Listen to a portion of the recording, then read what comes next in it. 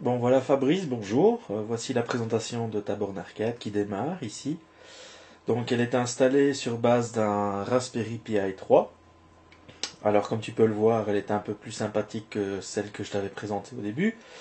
Donc graphiquement, elle apporte un petit peu plus de visuel en termes de console de jeu. Comme tu peux le voir, donc tu vas avoir à chaque démarrage en fait une image représentant un jeu rétro de l'époque. Avec, comme tu peux le voir aussi, un ensemble de paramètres qui se mettent en fonction lors du démarrage de la machine. Celle-ci peut être branchée sur le Wi-Fi de ton réseau personnel. Que dire d'autre? Voire même avec un câble réseau. Donc c'est une base d'émulation station, comme tu peux le voir, basée sur un RetroPie. Je sais que c'est du chinois pour toi, mais ça te permettra de comprendre un peu mieux par la suite. Donc globalement, c'est un système un peu comme un PC, mais bon, de la taille d'une terre de crédit, qui démarre et qui te donne la sensation d'être une borne arcade. Donc il y a une couche logicielle supplémentaire qui s'appelle Emulation Station, donc Emulation Station si on veut le faire à l'anglaise, qui va te permettre de pouvoir accéder, donc comme tu peux le voir, à un ensemble de différentes consoles et bornes arcade de l'époque. Alors, je te propose qu'on en fasse un petit peu le tour, histoire de voir ce que ça va donner.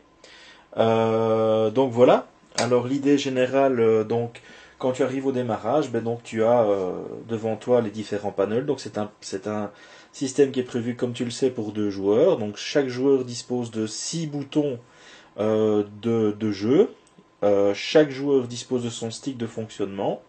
Tu as en façade, j'espère qu'on le voit un peu à la vidéo, de chaque côté, de part et d'autre, un bouton Select, un bouton Start pour chaque joueur, et un bouton centralisé qui te permet de pouvoir éventuellement faire ce qu'on appelle un hotkeys, donc démarrer peut-être un ensemble de combinaisons de touches qui apportent des fonctions complémentaires, mais nous en parlerons un peu plus tard.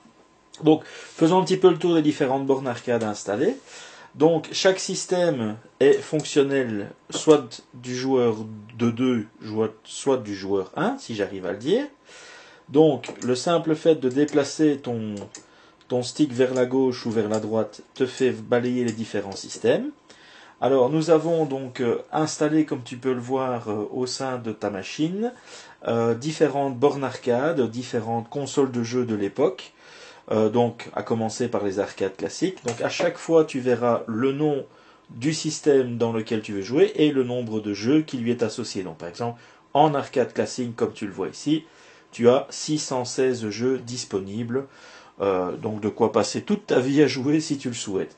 Donc par la suite nous avons donc l'arcade classique, le Capcom avec 35 jeux pour celui-ci, le Capcom de type 2 avec 41 jeux, le Capcom de type 3, avec 6 jeux disponibles. Tous les jeux ont été testés fonctionnels.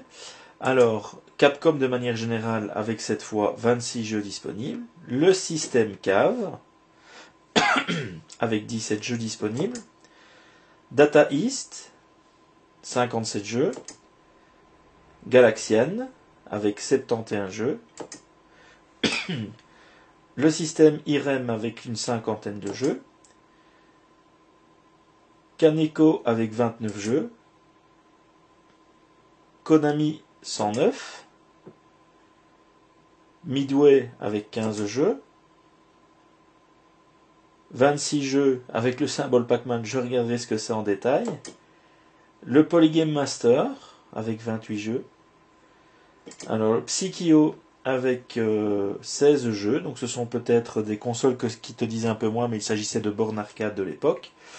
Alors évidemment les plus connus, maintenant commencent à apparaître, comme par exemple la Sega Master System avec 108 jeux, le système Zeta avec 60 jeux, Taito, qui est aussi une autre borne arcade, Technos, qui te propose 16 jeux,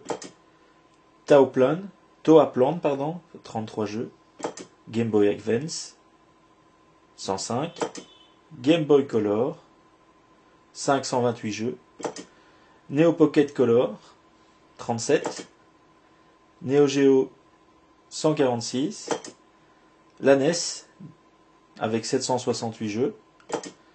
La Super Nintendo, 781 jeux.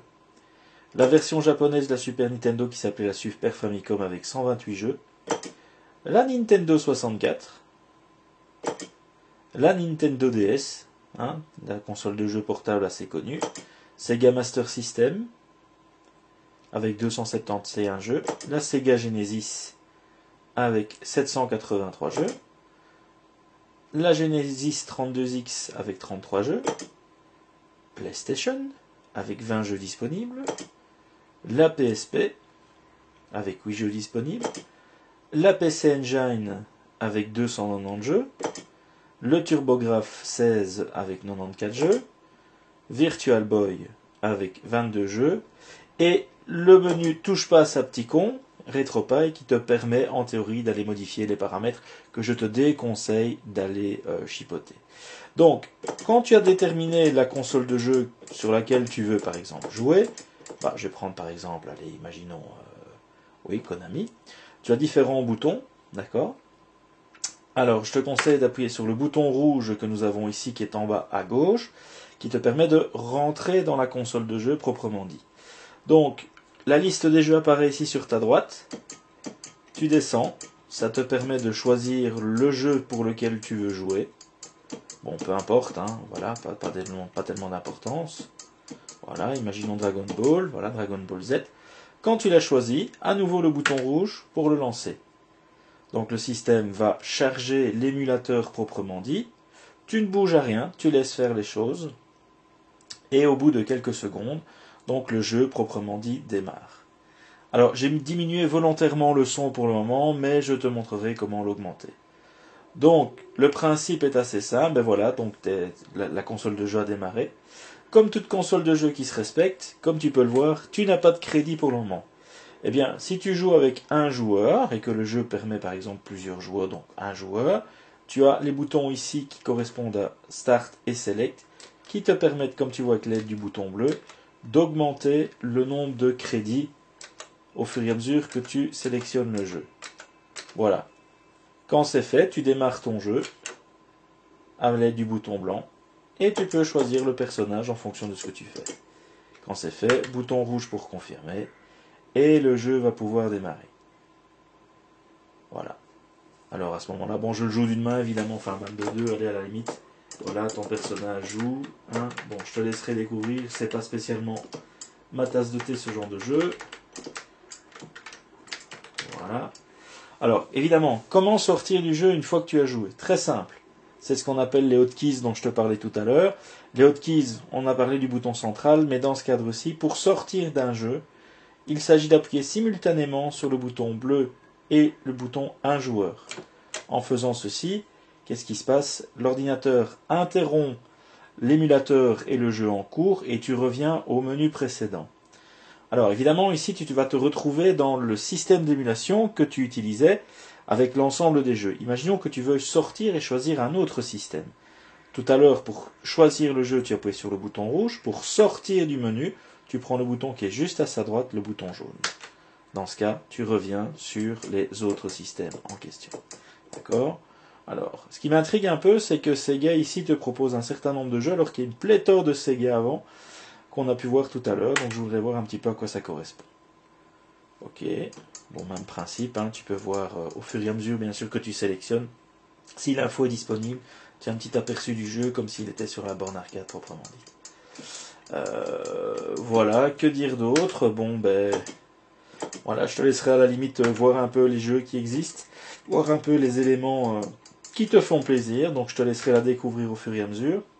Alors oui, un élément important, c'est que ta borne arcade, pour éviter qu'elle ne, se corrompe au moment de l'extinction, éteindre sa borne, ce n'est certainement pas retirer la prise, parce que dans ce cadre-là, tu risques de corrompre la carte mémoire, donc ce qu'on appelle la carte SD, et dans ce cas-là, ta borne serait à nouveau bloquée, monopolisée, le temps de tout réinstaller.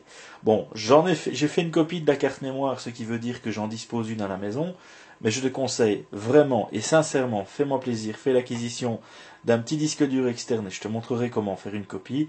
De cette manière, tu pourras avoir à ta disposition, de manière très rapide, la possibilité de réinstaller ta borne arcade tout seul comme un grand.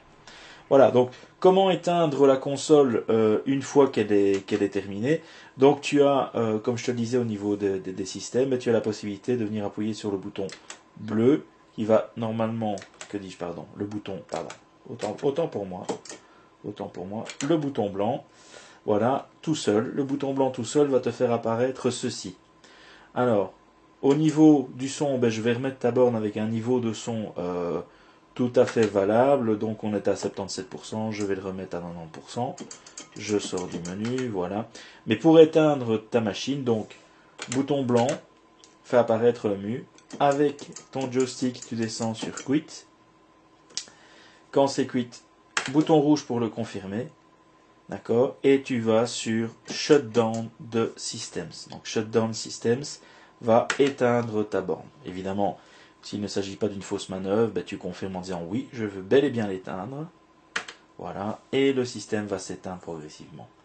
Donc tu le laisses faire, et quand l'écran est noir, comme ceci, tu peux dans ce cas-là, une fois qu'il indique pas de signal d'entrée, retirer la prise. Voilà, je te remercie d'avoir suivi cette petite présentation, j'espère qu'elle t'a plu. N'hésite pas à revenir vers moi si évidemment tu avais des questions complémentaires. Donc je te souhaite de bien t'amuser avec ta nouvelle borne arcade. Gros bisous, mchou!